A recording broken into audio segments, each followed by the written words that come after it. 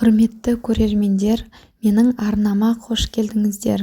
Бүгін сіздермен бірге қазақтың ұлттық тағамдарының бірі қарын бүрме деп аталатын тағам түрінің рецептісін көрсеткім келіп отыр. Оны кейбір өңірлерде бұжы деп те атайды. Кез келген қонақтарыңызды таңғалдыратынына сенімдімін.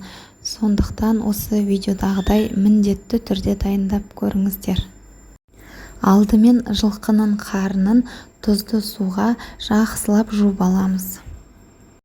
Видеода көріп тұрғандарыңыздай оны шағын бөліктерге бөліп кесіп аламыз. Одан соң салмасын дайындаймын.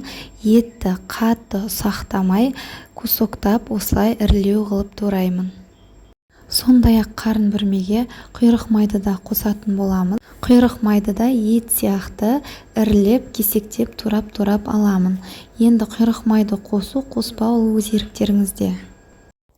Барлығын турап болғаннан соң дәміне қарай чеснок, тұз, бұрыш салып, осылай барлығын араластырып шығамын. Мен морозильникте ұзақ уақыт сақтайтын болғандықтан картоп, пияз, ешқандай көкөністер қоспадым.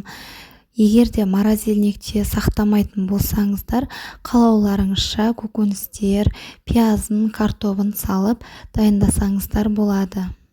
Барлық салмасын салып болғаннан соң аузын осылай ине жіптің көмегімен тігіп шығамыз.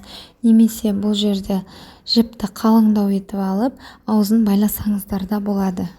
Аузын мұқият қаттылап байлағанымыз жөн, өйткені қайнаған кезде қарын ісініп, ішіндегілері шашылып қалуы мүмкін.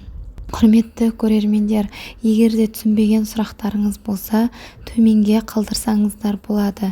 Мен міндетті түрде жауап беремін.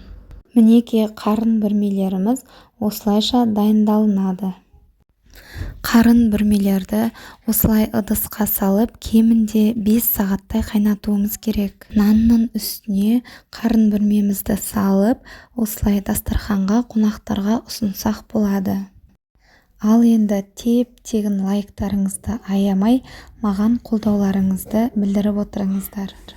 Ал егер де менің каналыма тіркелмеген жаңа көрермен болсаңыздар, менің осындай қарапайым видеоларымды жіберіп алмас үшін менің каналыма тіркелуді ұмытпаңыз.